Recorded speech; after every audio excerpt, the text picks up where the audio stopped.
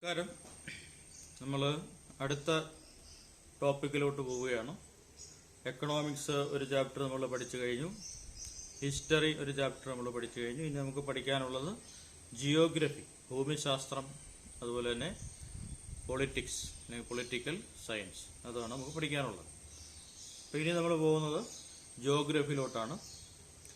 SST സെക്കൻഡിലെ first chapter, sun the ultimate source.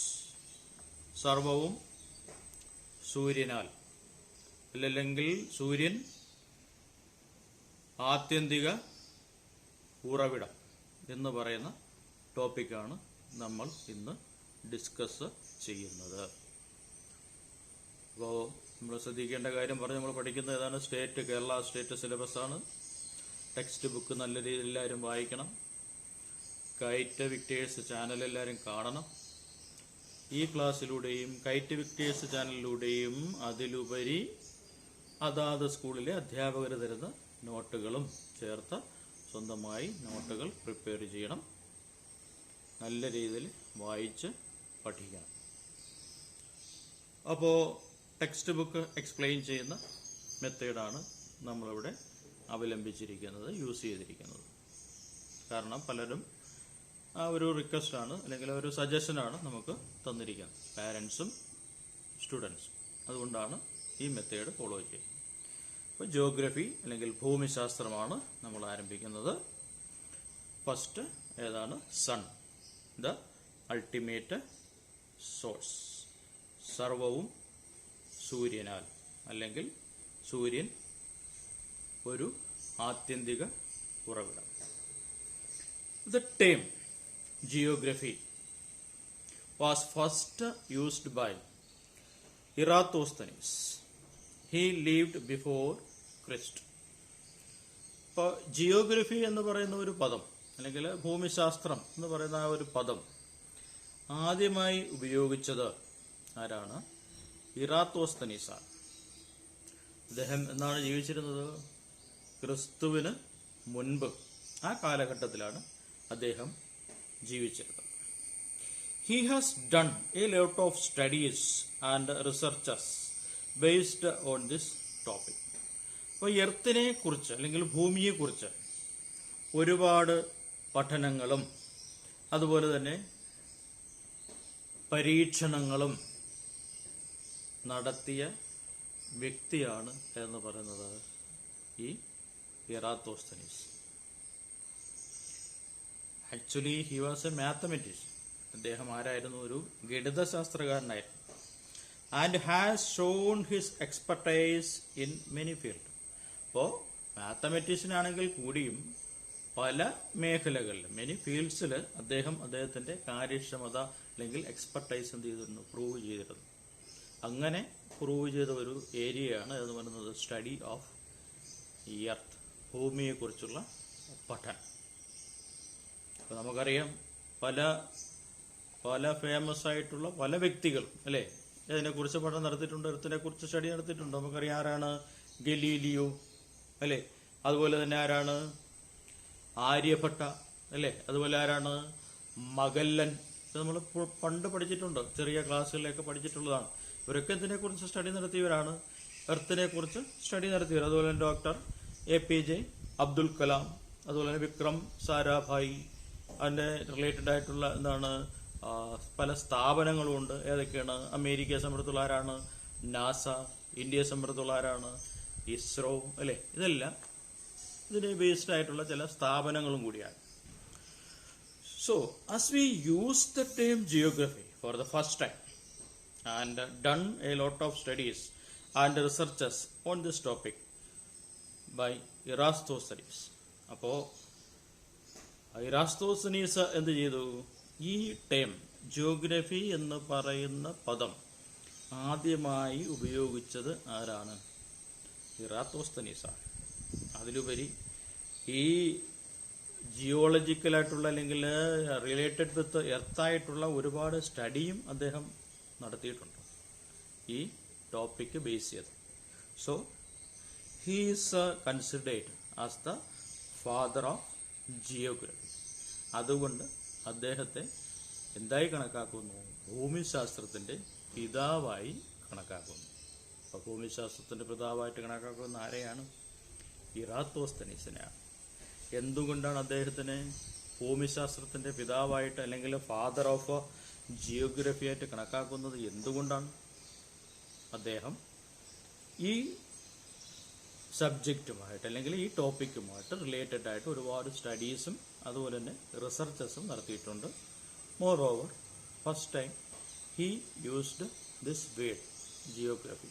So he is considered as the father of geography. മറക്കില്ലല്ലോ. Father of economics നമുക്കറിയാമായിരുന്നു അല്ലേ? അതായത് പുതിയ ആരെ കുറിച്ച് നമ്മൾ പഠിക്കുകയാണ്? ഫാദർ ഓഫ് ജിയോഗ്രഫിയെ കുറിച്ച് പഠിച്ചു. Who is that? Eratosthenes. Okay, അപ്പോൾ നമ്മൾ ടെക്സ്റ്റ് ബുക്കിൽ ഇല്ലാത്ത കുറച്ച് കാര്യങ്ങൾ നമ്മൾ ഡിസ്കസ് ചെയ്താണ്. ഇനി നമുക്ക് അതിലോട്ട് വരാം, ടെക്സ്റ്റ് ബുക്കിലോട്ട് വരാം. എല്ലാവരുടെ കയ്യിലും ടെക്സ്റ്റ് ബുക്ക് ഉണ്ടല്ലോ, നോട്ട് ബുക്ക് ഉണ്ടല്ലോ, പേന, പെൻസിൽ, ഇതെല്ലാം കൈവശം വെച്ചിരിക്കും. ഫസ്റ്റ് പേജ് നമ്മൾ നോക്കുകയാണെങ്കിൽ എന്താണ്? 2 മാപ്പുകളാണ് തന്നിരിക്കുന്നത്. ഇന്ത്യയുടെ ടെമ്പറേച്ചർ എന്താണ് തന്നിരിക്കുന്നത്? ഡിഗ്രി സെൽഷ്യസിലാണ്. പക്ഷേ ആ 2 മാപ്പ് നമ്മൾ നോക്കുകയാണെങ്കിൽ ഡേറ്റിൽ വ്യത്യാസങ്ങളുണ്ട് അല്ലേ? ഒന്നാമത്തെ മാപ്പിൽ പറഞ്ഞിരിക്കുന്നതാണ് 1 ഡിസംബർ 2015. രണ്ടാമത്തെ മാപ്പ് ഏത് ഡേറ്റാണ് പറഞ്ഞിരിക്കുന്നത്? 1 ജൂൺ 2015. ശ്രദ്ധിക്കുമല്ലോ ആ ഡേറ്റ് അല്ലേ? First December 2015. സെക്കൻഡ് വൺ പറഞ്ഞിരിക്കുന്നത് 1 ജൂൺ 2015. പക്ഷെ ഒരു കാര്യം നോക്കാം, എന്താണ് അവിടെ പറഞ്ഞിരിക്കുന്നത്? ടെമ്പറേച്ചർ ഇൻ ഡിഗ്രി സെൽഷ്യസ് ആണ്, പക്ഷേ സ്ഥലത്തിന്റെ പേര് പറഞ്ഞിട്ടില്ല. ഓക്കെ, അപ്പൊ ഏരിയ വെച്ച് നമുക്ക് എന്ത് നോക്കാം? പ്രധാനപ്പെട്ട ആ ഓരോരോ റീജിയനിലുള്ള പ്രധാനപ്പെട്ട സ്ഥലങ്ങൾ. അങ്ങനെയാണെങ്കിൽ ഫസ്റ്റ് മാപ്പ് അനുസരിച്ച് 18 ഡിഗ്രി സെൽഷ്യസ് പറഞ്ഞിരിക്കുന്നത് എവിടെയാണ്? ഞാൻ കണക്കാക്കുന്നത് ശ്രീനഗറിലാണ്. ഓക്കെ, അടുത്തത് 21 ഡിഗ്രി സെൽഷ്യസ് പറഞ്ഞിരിക്കുന്നത് ഷിംലയിലാണ്. അടുത്തത് 23 ഡിഗ്രി പറഞ്ഞിരിക്കുന്നത് ഏതാണ്? ഭോപ്പാലിലാണ്. അതുപോലെ 32 ഡിഗ്രി പറഞ്ഞിരിക്കുന്നത് മുംബൈയിലാണ്. അടുത്തത് 28 ഡിഗ്രി പറഞ്ഞിരിക്കുന്നത് ബാംഗ്ലൂരിലാണ്. 32 ഡിഗ്രി പറഞ്ഞിരിക്കുന്നത് ട്രിവാൻഡ്രമാണ്. 33 ഡിഗ്രി പറഞ്ഞിരിക്കുന്നത് എവിടെയാണ്? ചെന്നൈയിലാണ് അല്ലെ? 29 ഡിഗ്രി പറഞ്ഞിരിക്കുന്നത് കൽക്കട്ടയിലാണ്. അതുപോലെ തന്നെ 26 ഡിഗ്രി പറഞ്ഞിരിക്കുന്നത് ജയ്പൂരിലാണ്. ഒരിക്കൽ കൂടെ പറയാം, അതിൽ സ്ഥലമൊന്നും പറഞ്ഞിട്ടില്ല മാപ്പിൽ, എന്നാലും നമ്മൾ അസ്യൂം ചെയ്ത് പറയാണ്. ആ ഏരിയ അനുസരിച്ച് ഏകദേശം വരുന്ന ആ ഒരു റീജിയൻ പറയാണ്. ഒരിക്കൽ കൂടെ പറയാം, 18 ഡിഗ്രി ഏതാണ് നമ്മൾ കൺസിഡർ ചെയ്തത്? ശ്രീനഗർ. 21 ഡിഗ്രി കൺസിഡർ ചെയ്തത് ഷിംല. 26 ഡിഗ്രി കൺസിഡർ ചെയ്തത് ജയ്പൂർ. 23 ഡിഗ്രി കൺസിഡർ ചെയ്തത് ഭോപ്പാൽ. 32 ഡിഗ്രി കൺസിഡർ ചെയ്തത് മുംബൈ. 28 ഡിഗ്രി കൺസിഡർ ചെയ്തത് ബാംഗ്ലൂരു. 32 ഡിഗ്രി കൺസിഡർ ചെയ്തത് ട്രിവാൻഡ്രം. 33 ഡിഗ്രി കൺസിഡർ ചെയ്തത് ചെന്നൈ. 29 ഡിഗ്രി കൺസിഡർ ചെയ്തത് കൽക്കട്ട. അങ്ങനെയാണെങ്കിൽ ഫസ്റ്റ് കമ്പാരിസൺ നോക്കാം അല്ലേ? ശ്രീനഗർ 1 ഡിസംബർ 2015 ആണ് ഫസ്റ്റ് മാപ്പ്. സെക്കൻഡ് മാപ്പ് 1 ജൂൺ 2015. ടെമ്പറേച്ചർ നോക്കാം, ഡേയിൽ വ്യത്യാസമുണ്ട്, ഇയർ സെയിം ആണ്. ശ്രീനഗറിൽ 18 ഡിഗ്രി ഫസ്റ്റ് മാപ്പിൽ തന്നല്ലോ. സെക്കൻഡ് മാപ്പിൽ എത്രയാണ്? 25 ഡിഗ്രി. അടുത്തത് ഷിംലയുടെ നോക്കാം. 1 ഡിസംബറിൽ അവിടെ എത്രയാണ്? 21 ഡിഗ്രിയാണ്. പക്ഷേ 1 ജൂണിൽ അവിടെ എത്രയാണ്? 37 ആണ്. ജയ്പൂർ നോക്കൂ, 26 ഡിഗ്രിയാണ് 1 ഡിസംബറിൽ. 1 ജൂണിൽ അത് എത്രയാണ്? 40 ഡിഗ്രിയാണ്. ഭോപ്പാൽ നോക്കാം, 23 ഡിഗ്രിയാണ് 1 ഡിസംബറിൽ. ബട്ട് 1 ജൂൺ 36 ഡിഗ്രി അല്ലേ? കൽക്കട്ട നോക്കൂ, 29 ഡിഗ്രിയാണ് ഫസ്റ്റ് ഡിസംബർ. ഫസ്റ്റ് ജൂണിൽ അത് എത്രയാണ്? 32 ഡിഗ്രിയാണ്. മുംബൈ നോക്കാം, 32 ഡിഗ്രിയാണ് ഫസ്റ്റ് ഡിസംബറിൽ. ഫസ്റ്റ് ജൂണിൽ അത് എത്രയാണ്? 33 ഡിഗ്രിയാണ്. ബംഗളൂരു നോക്കൂ, 28 ഡിഗ്രി അല്ലേ? ഫസ്റ്റ് ജൂണിൽ അത് എത്രയായിട്ട് മാറി? 32 ഡിഗ്രി. ചെന്നൈയിൽ എത്രയായിരുന്നു ഫസ്റ്റ് ഡിസംബറിൽ? 33 ഡിഗ്രി ആയിരുന്നു. ഫസ്റ്റ് ജൂണിൽ അത് എത്രയായിട്ട് മാറി? 34 ഡിഗ്രി ആയിട്ട് മാറി. ട്രിവാൻഡ്രം നോക്കാം, 32 ഡിഗ്രിയാണ്. പക്ഷേ ഫസ്റ്റ് ജൂണിൽ അത് എത്രയായിട്ട് മാറി? 33 ഡിഗ്രി. എന്ന് പറഞ്ഞാൽ ഈ പറയുന്ന പ്രദേശങ്ങളിലെ ടെമ്പറേച്ചർ എന്ത് ചെയ്യുന്നു? ഒന്നുകിൽ കൂടുന്നു അല്ലെങ്കിൽ എന്ത് ചെയ്യുന്നു? കുറയുന്നു. എന്ന് പറഞ്ഞാൽ എന്ത് സംഭവിക്കുന്നു അവിടെ? ടെമ്പറേച്ചർ എന്ന് പറയുന്നത് എന്തല്ല, എല്ലാ സീസണിലും സെയിം ടെമ്പറേച്ചർ അല്ല എക്സ്പീരിയൻസ് ചെയ്യുന്നത്. അതുപോലെ തന്നെ സെയിം ഡേ നമ്മൾ കൺസിഡർ ചെയ്താൽ പോലും ഓരോ പ്ലേസിലും ഓരോരോ ടെമ്പറേച്ചർ ആയിരിക്കും എന്ത് ചെയ്യുന്നത്? അനുഭവപ്പെടുന്നത്. So the temperature not same at different places on the same day. ഒരേ ദിവസം തന്നെ വ്യത്യസ്ത സ്ഥലങ്ങളിൽ ഒരേ തരത്തിലുള്ള അന്തരീക്ഷ ഊഷ്മാവല്ല അനുഭവപ്പെടുന്നത്.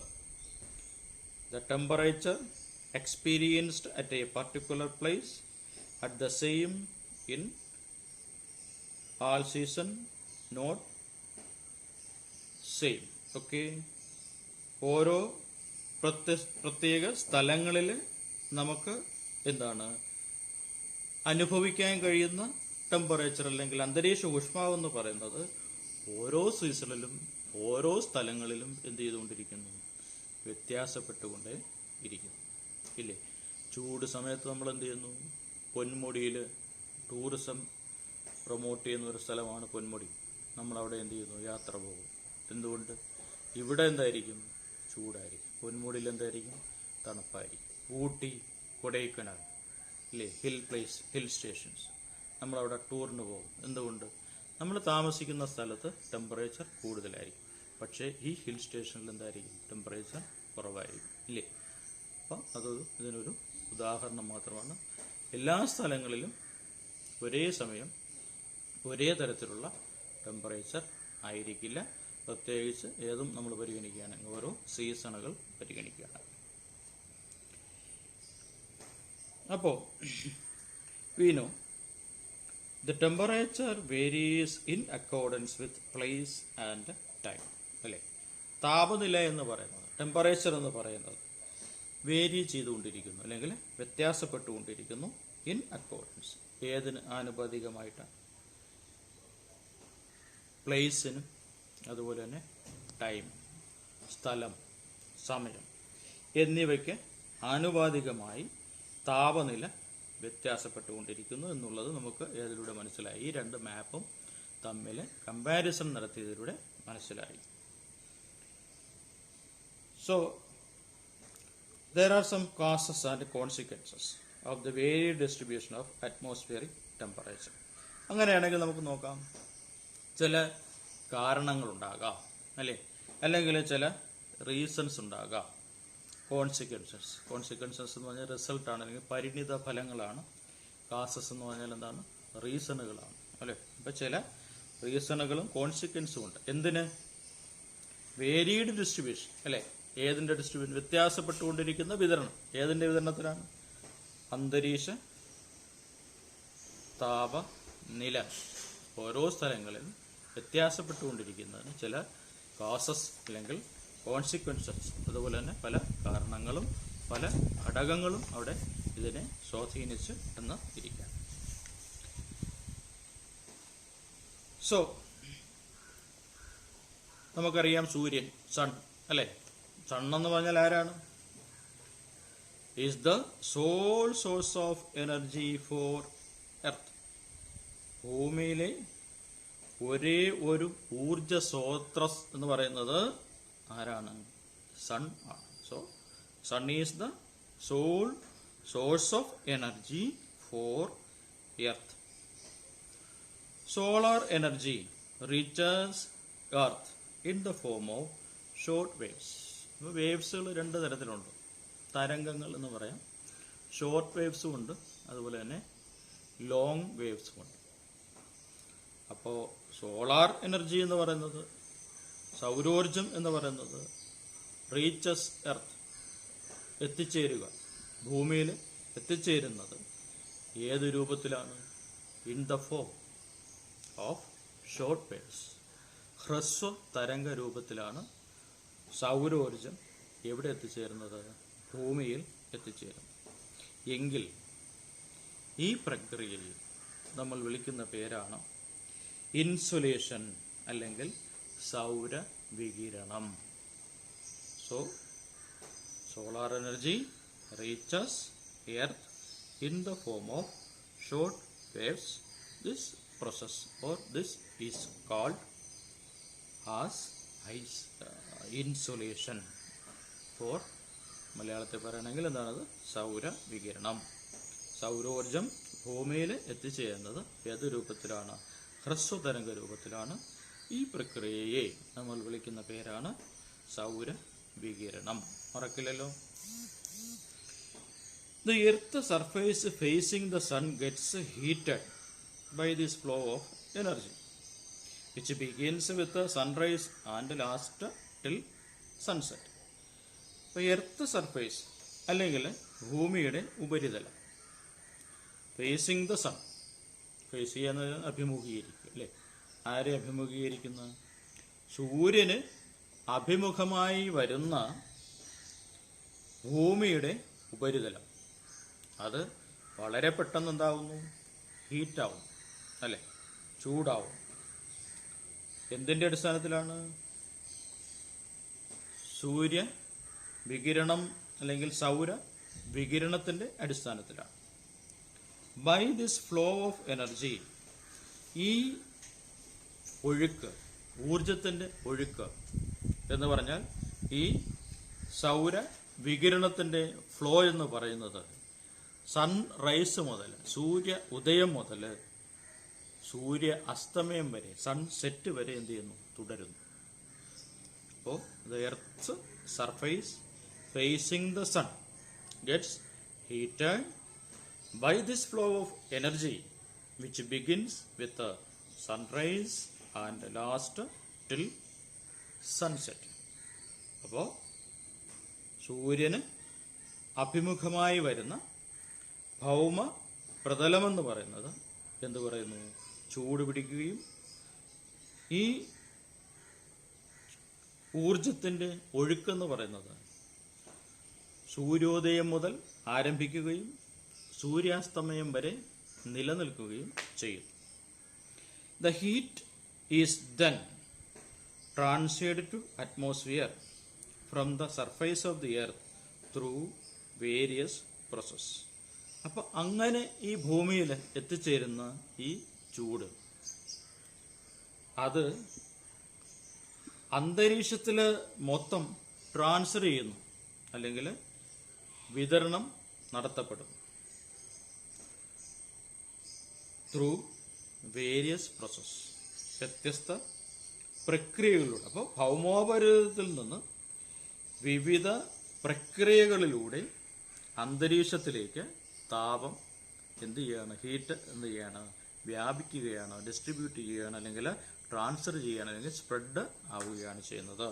The heat is then transferred to the atmosphere from the surface of the earth through various process. ഭൗമോപരിതലത്തിൽ നിന്ന് വിവിധ പ്രക്രിയകളിലൂടെ അന്തരീക്ഷത്തിലേക്ക് താപം എന്ത് ചെയ്യുകയാണ്? വ്യാപിക്കുകയാണ് തന്നല്ലോ. അപ്പോൾ ആ പ്രക്രിയകളിൽ ഒന്നാമത്തെ പ്രോസസ്സ് നമ്മൾ പഠിച്ചു. എങ്ങനെയാണ് ഇത് ഭൂമിയിലേക്ക് വരുന്നത്? ആ പ്രക്രിയ വിളിച്ച പേരാണ് എന്തെന്ന് വിളിക്കുന്നത്? ഇൻസുലേഷൻ എന്ന് വിളിക്കണം. തന്നെ സംശയം ഉണ്ടെങ്കിൽ എന്ത് ചെയ്യണം? ചോദിക്കണം. അടുത്ത ടോപ്പിക്കിലേക്ക് പോകാം. Process of heat transfer in the atmosphere. അപ്പം നമ്മളതാണ് പറഞ്ഞത്, ഭൗമോപരിതലത്തിൽ നിന്ന് വിവിധ പ്രക്രിയകളിലൂടെ അന്തരീക്ഷത്തിലേക്ക് എന്ത് ചെയ്യാണ്? താപം വ്യാപിക്കുകയാണ്. അങ്ങനെയാണെങ്കിൽ അന്തരീക്ഷത്തിലേക്ക് താപം വ്യാപിക്കുന്ന അല്ലെങ്കിൽ അന്തരീക്ഷ താപന പ്രക്രിയകൾ, process of heat transfer in the atmosphere, അന്തരീക്ഷ താപന പ്രക്രിയകൾ ഏതെല്ലാമാണെന്ന് നമുക്ക് നോക്കാം.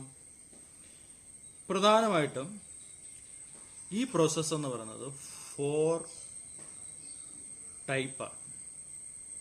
അപ്പോൾ ഇത്ര പ്രോസസ് ഉണ്ട്, 4 പ്രോസസ്സാണ് എന്തിനു വേണ്ടിയിട്ടുള്ളത്? Heat transfer in atmosphere. First process എന്ന് പറയുന്നത് കണ്ടക്ഷൻ, സെക്കൻഡ് പ്രോസസ്സ് എന്ന് പറയുന്നത് കൺവെക്ഷൻ, തേർഡ് പ്രോസസ്സ് എന്ന് പറയുന്നത് അഡ്വെക്ഷൻ, ഫോർത്ത് പ്രോസസ്സ് എന്ന് പറയുന്നത് ടെറസ്ട്രിയൽ റേഡിയേഷൻ. അപ്പോൾ ഇത്ര പ്രോസസ്സ് ഉണ്ട്. ഹീറ്റ് അറ്റ്മോസ്ഫിയറിൽ ട്രാൻസ്ഫർ ചെയ്യുന്ന പ്രോസസ്സുകൾ 4 പ്രോസസ്സാണ്. പ്രോസസ്സ് എന്ന് പറഞ്ഞാൽ ഗ്രൂപ്പ് ഓഫ് ആക്ടിവിറ്റീസിനെ വിളിക്കുന്ന പേരാണ്, വിളിക്കുന്ന പേര് പ്രോസസ്, ഗ്രൂപ്പ് ഓഫ് ആക്ടിവിറ്റീസ്. അപ്പോൾ എന്തെല്ലാം ആക്ടിവിറ്റികളാണ്? എത്ര ആക്ടിവിറ്റി ഉണ്ട്? 4 ആക്ടിവിറ്റി ഉണ്ട്. 4 ആക്ടിവിറ്റി എന്ന് പറഞ്ഞാൽ ഗ്രൂപ്പായി, അതുകൊണ്ട് നമ്മൾ എന്ത് വിളിക്കുന്നു? പ്രോസസ്സ് എന്ന് വിളിക്കുന്നു. അപ്പോൾ ഫസ്റ്റ് പ്രോസസ്സ് ഏതാണ്? Heat transfer in the atmosphere. Conduction.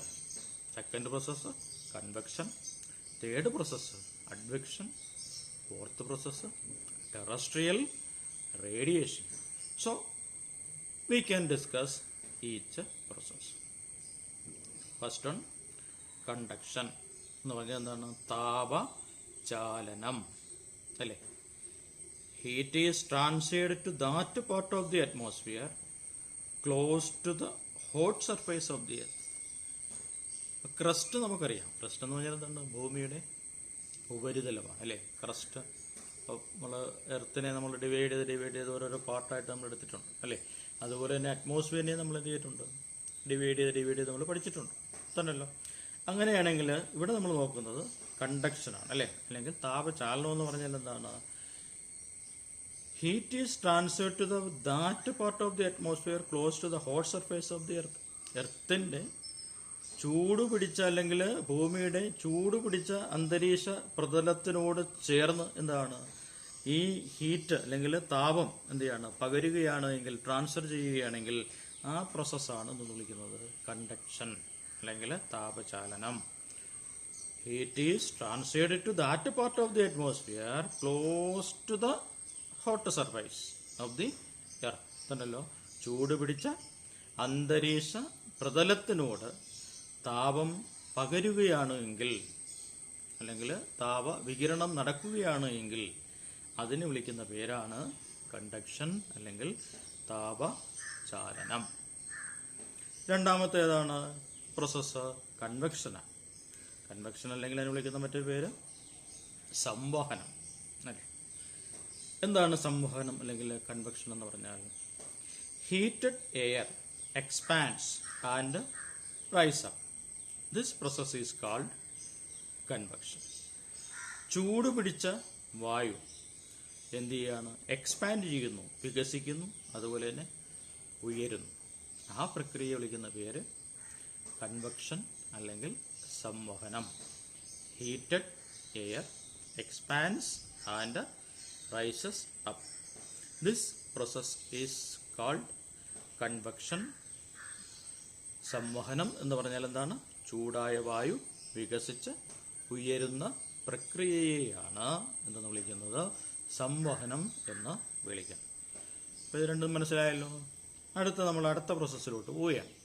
അടുത്ത പ്രോസസ്സ് ഏതാണ് പറഞ്ഞത്? അഡ്വെക്ഷൻ. അഡ്വെക്ഷൻ അല്ലെങ്കിൽ എന്താണ് വിളിക്കുന്ന പേര്? അഭിവഹനം തന്നല്ലോ. Horizontal transfer of heat by wind is called advection. അപ്പോൾ ഹൊറിസോണ്ടലായിട്ട് അല്ലേ? ഹൊറിസോണ്ടലായിട്ട് എന്ത് ചെയ്യാണ്? ഒന്ന് വെർട്ടിക്കലുണ്ട്, ഇത് ഹൊറിസോണ്ടലാണ് അല്ലേ? ഹൊറിസോണ്ടലായിട്ട് എന്ത് സംഭവിക്കുകയാണ്? ഈ താപം എന്ത് ചെയ്യാണ്? ട്രാൻസ്ഫർ ചെയ്യുകയാണെങ്കിൽ, ഡിസ്ട്രിബ്യൂട്ട് ചെയ്യുകയാണെങ്കിൽ അതിന് വിളിക്കുന്ന പേരാണ്. ഇപ്പം കാറ്റിലൂടെ തിരശ്ചീന തലത്തിൽ താപം വ്യാപിക്കുകയാണെങ്കിൽ ആ പ്രക്രിയയെ വിളിക്കുന്ന പേരാണ് അഡ്വെക്ഷൻ അല്ലെങ്കിൽ അഭിവഹനം. Horizontal transfer of heat by wind. That process is called advection. ഇനി ഒരു പ്രോസസ്സ് കൂടെ ഉണ്ട്, അതേതാണ്? ടെറസ്ട്രിയൽ റേഡിയേഷൻ, ഭൗമ വികിരണം. Heat is transferred from the surface of the earth to the outer space in the form of long waves. അപ്പോൾ എന്താണ് terrestrial radiation അല്ലെങ്കിൽ ഭൗമ വികിരണം എന്ന് പറയുന്നത്? ദീർഘതരംഗ രൂപത്തിൽ ഭൗമോപരിതലത്തിൽ നിന്ന് ശൂന്യാകാശത്തേക്ക് താപം മടങ്ങിപ്പോകുന്ന പ്രക്രിയയെയാണ് നമ്മൾ എന്ത് വിളിക്കുന്നത്? ഭൗമ വികിരണം എന്ന് വിളിക്കുന്നത്. അപ്പോൾ ഏത് രൂപത്തിലാണ്? ലോങ് വേവ്സ് ആയിട്ട്, അല്ലേ? ലോങ് വേവ്സ് എന്ന് പറഞ്ഞാൽ ദീർഘ തരംഗ രൂപത്തിൽ, ഫോം എന്ന് പറഞ്ഞ രൂപത്തിൽ തന്നെയല്ലോ. എങ്ങോട്ട് പോവുകയാണ്? ഔട്ടർ സ്പേസിലേക്ക്, അല്ലേ? ഔട്ടർ സ്പേസ് ഏതാണ്? ശൂന്യാകാശം. ആര് മടങ്ങിപ്പോകുന്നു? എവിടെ നിന്നും? എർത്തിൻ്റെ സർഫേസിൽ നിന്ന്, ഭൂമിയുടെ ഉപരിതലത്തിൽ നിന്ന്, അല്ലേ? ആരാണ് മടങ്ങിപ്പോകുന്നത്? ഹീറ്റ് തന്നെയല്ലോ. ഈ താപം മടങ്ങിപ്പോവുകയാണെങ്കിൽ ഇപ്പോൾ heat is transferred from the surface of the earth to the outer space in the form of long waves. That process is called terrestrial radiation.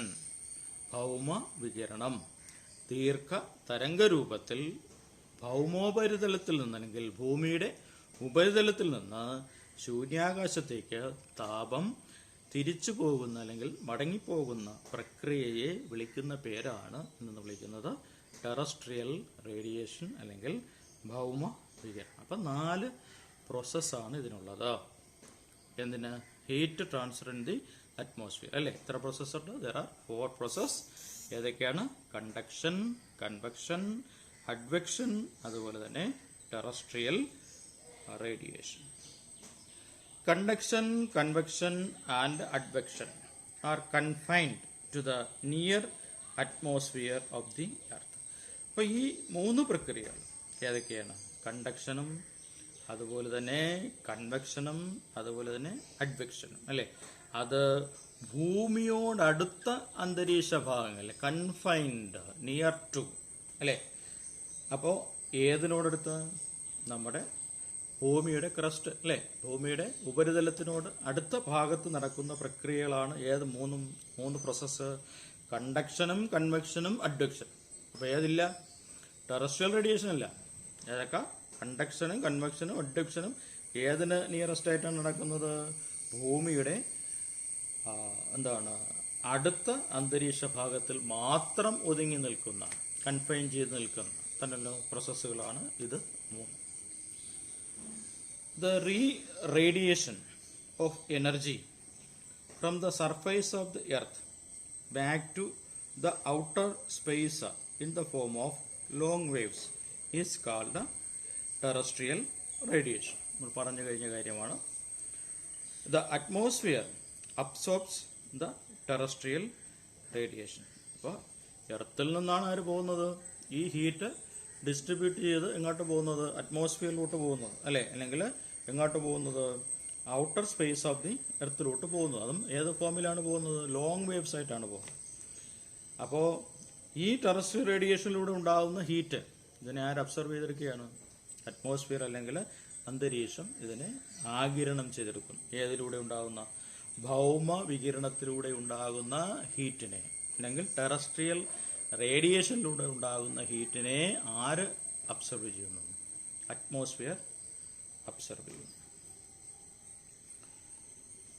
അപ്പോൾ അറ്റ്മോസ്ഫിയർ നമ്മൾ കൺസിഡർ ചെയ്യുകയാണെങ്കിൽ അവിടെ ഈ ടെറസ്ട്രിയൽ റേഡിയേഷനിലൂടെ ഉണ്ടാകുന്ന ഈ ഹീറ്റിൽ ചിലപ്പോൾ എന്തുണ്ടാവും? ഒരുപാട് ഗ്യാസുകളുണ്ടാവും, ഗ്യാസസുകൾ അല്ലെങ്കിൽ വാതകങ്ങളുണ്ടാവും തന്നല്ലോ. ആ ഗ്യാസസിനെ നമ്മൾ വിളിക്കുന്ന പേരാണ് എന്ത് വിളിക്കുന്നത്? ഗ്രീൻ ഹൗസ് ഗ്യാസസ് എന്ന് വിളിക്കുന്നത്. അപ്പോൾ ഈ ഗ്രീൻ ഹൗസ് ഗ്യാസസ് ഏതെല്ലാമാണ്? എക്സാമ്പിൾ പറയാം, മൊത്തമൊന്നുമില്ല, ഒരുപാടുണ്ട്. പക്ഷേ വളരെ ഇമ്പോർട്ടൻ്റ് ആയിട്ടുള്ള ചില ഗ്രീൻ ഹൗസ് ഗ്യാസസ് ഏതെല്ലാമാണ്? Carbon dioxide, water vapour, methane, ozone അല്ലെങ്കിൽ O3, പിന്നെ നൈട്രസ് ഓക്സൈഡ് അല്ലെങ്കിൽ N2O etcetera. Are some of these gases. അപ്പോൾ ഈ ഗ്യാസസിന് എക്സാമ്പിൾ ഏതെല്ലാമാണ്? കാർബൺ ഡൈ ഓക്സൈഡ് ആകാം, അല്ലെങ്കിൽ വാട്ടർ വേപ്പേഴ്സ് ആകാം, പിന്നെ മീഥെയ്ൻ ആകാം, അതുപോലെ തന്നെ ഓസോൺ അല്ലെങ്കിൽ O3, അതുപോലെ തന്നെ നൈട്രസ് ഓക്സൈഡ് അല്ലെങ്കിൽ N2O ഒക്കെ ഈ ഗ്യാസിന് എക്സാമ്പിളാണ് അല്ലേ. അപ്പോൾ ഈ എന്താണ് ഗ്യാസ് അബ്സോർപ്ഷനിലൂടെ, ടെറസ്ട്രിയൽ റേഡിയേഷനിലൂടെ എന്ത് വരികയാണ്? ഗ്യാസുകൾ വരുന്നു. ഈ ഗ്യാസിനെ ആര് അബ്സോർവ് ചെയ്യണം? ആര് ആഗിരണം ചെയ്യുന്നു? നമ്മുടെ അറ്റ്മോസ്ഫിയർ എന്ത് ചെയ്യാണ്? ഇതിനെ ആഗിരണം ചെയ്യുന്നത്, അബ്സോർവ് ചെയ്യുകയാണ് അല്ലേ. അപ്പോൾ ഈ അബ്സോർപ്ഷന്റെ consequence, what is the consequence of such absorption അല്ലേ? ഈ അബ്സോർപ്ഷന്റെ കോൺസിക്വൻസ് എന്താണ് അല്ലേ? എന്താണ് ഇതിന്റെ കോൺസിക്വൻസ് എന്ന് പറയുന്നത്? അതെന്ന് പറയുന്നത് എന്താണ്? Green house എഫക്റ്റാണ്.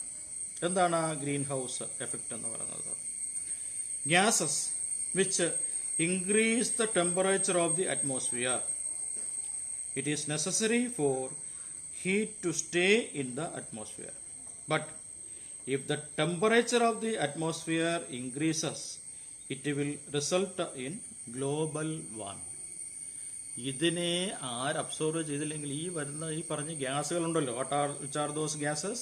Carbon dioxide, water vapour, methane, ozone, അതുപോലെ തന്നെ എന്താണ് നൈട്രസ് ഓക്സൈഡ് എക്സെട്ര ആയിട്ടുള്ള ഈ ഗ്യാസസിനെ ആര് അബ്സോർവ് ചെയ്തില്ലെങ്കിൽ, ടെറസ്ട്രിയൽ റേഡിയേഷനിലൂടെ വരുന്ന ഈ ഗ്യാസസിനെ ആര് അബ്സോർവ് ചെയ്തില്ലെങ്കിൽ, നമ്മുടെ അറ്റ്മോസ്ഫിയർ അബ്സോർവ് ചെയ്തില്ല എങ്കിൽ അവിടെ എന്ത് പ്രോബ്ലമാണ് ഉണ്ടാകുന്നത്? ഗ്രീൻ ഹൗസ് എഫക്റ്റിലൂടെ ഉണ്ടാകുന്ന എന്താണ്? ഗ്ലോബൽ വാർമിംഗ് അല്ലേ, ആഗോള താപനം എന്ന് പറയുന്ന ഒരു സൈഡ് എഫക്റ്റ്, ഒരു കോൺസിക്വൻസ് അവിടെ ഉണ്ടാവുകയാണ്.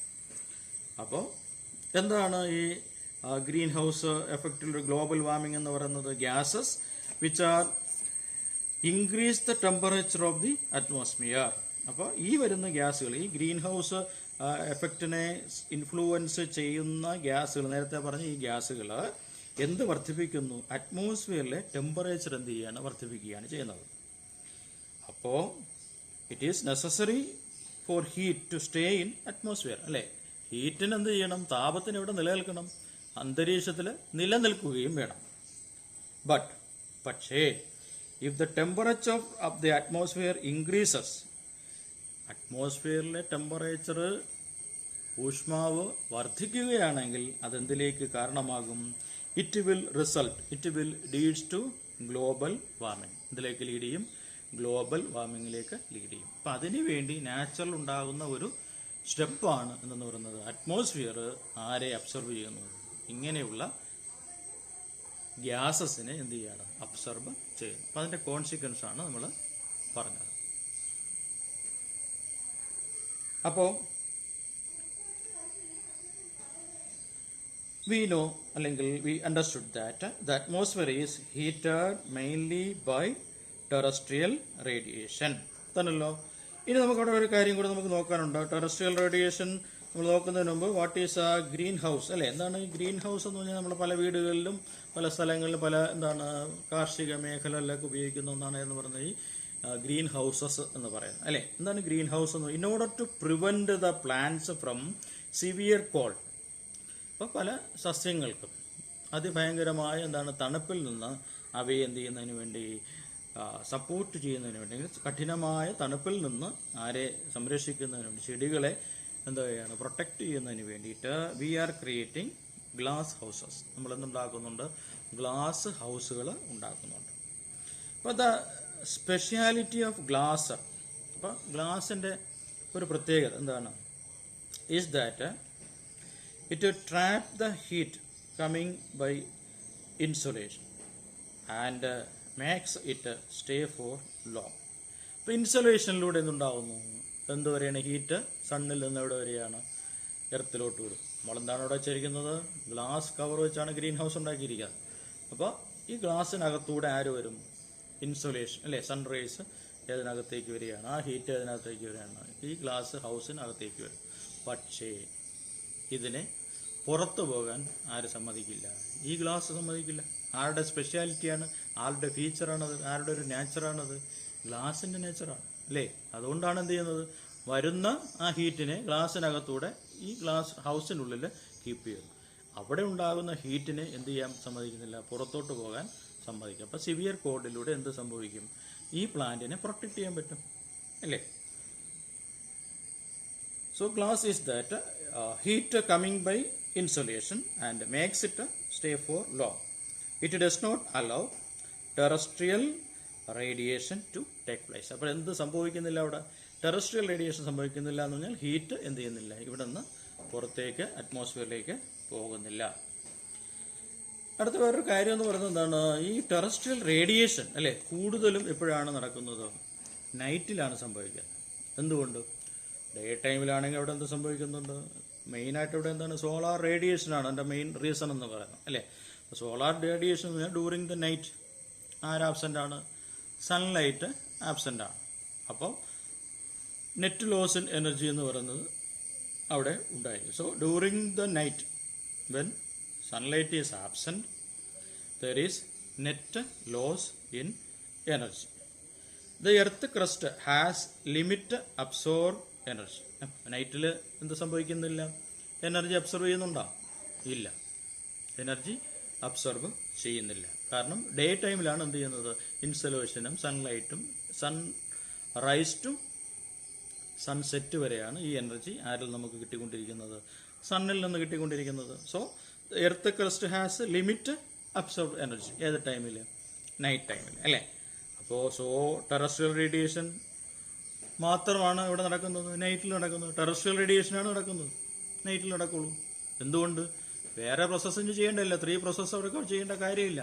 ഏതൊക്കെ പ്രോസസ്സുകളാണ്, കണ്ടക്ഷനും കൺവെക്ഷനും അഡ്വെക്ഷനും എന്ത് ചെയ്യേണ്ട കാര്യമില്ല, നൈറ്റ് ടൈമിൽ ചെയ്യേണ്ട കാര്യമില്ല. അപ്പോൾ നൈറ്റ് ടൈമിൽ എന്ത് മാത്രം നടക്കുള്ളൂ, ഈ ടെറസ്ട്രിയൽ റേഡിയേഷനാണ് അല്ലേ. അപ്പോൾ എന്താണ്, അബ്സോർപ്ഷൻ ഇൻ ഡേ അല്ലെങ്കിൽ ഡേ ടൈമിൽ മാത്രമാണ് എന്ത് നടക്കുന്നത്, അബ്സോർപ്ഷൻ നടക്കുന്നത്. അതുപോലെ തന്നെ റിഫ്ലക്ഷൻ അല്ലെങ്കിൽ എമിറ്റിംഗ് അല്ലെങ്കിൽ എന്താണ് ഡിസ്ട്രാക്ഷനൊക്കെ സംഭവിക്കുന്നത് എപ്പോഴും മാത്രമാണ്, നൈറ്റിലാണ്. സോ ടെറസ്ട്രിയൽ റേഡിയേഷൻ കൂടുതലും എപ്പോഴാണ് നടക്കുന്നത്, നൈറ്റിലാണ് നടക്കുന്നത്. നമുക്ക് അടുത്ത ക്ലാസ്സിൽ ഹീറ്റ് ബഡ്ജറ്റിനെ കുറിച്ചാണ് പഠിക്കാനുള്ളത്. ക്ലാസ് എല്ലാവർക്കും ഇഷ്ടപ്പെട്ട് എന്ന് വിചാരിക്കുന്നു. അതിലുപരി നിങ്ങൾ ഈ ക്ലാസ് കാണുക, നോട്ടുകൾ തയ്യാറാക്കുക. പിന്നെ നിങ്ങൾക്ക് ഇഷ്ടപ്പെട്ടെങ്കിൽ ഇത് ആവശ്യമുള്ള മറ്റ് കുട്ടികൾക്ക് ഇത് ഷെയർ ചെയ്ത് അവരെ കൂടെ നമ്മൾ എന്ത് ചെയ്യുക, ഹെൽപ്പ് ചെയ്യുക, സഹായിക്കുക. അതാണ് നമ്മുടെ മെയിൻ ആയിട്ടുള്ള ഉദ്ദേശം. So bye, we can see in the next.